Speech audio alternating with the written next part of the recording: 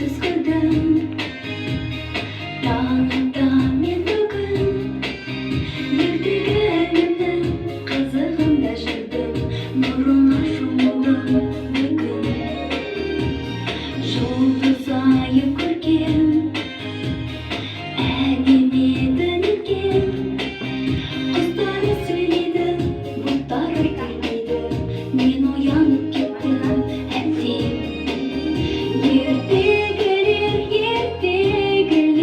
неге мені ертпедіңдер, әлемдеріңнің ғажап күйін шертпедіңдер сендер.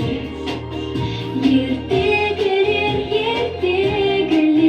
неге мені ертпедіңдер, әлемдеріңнің ғажап күйін шертпедіңдер сендер.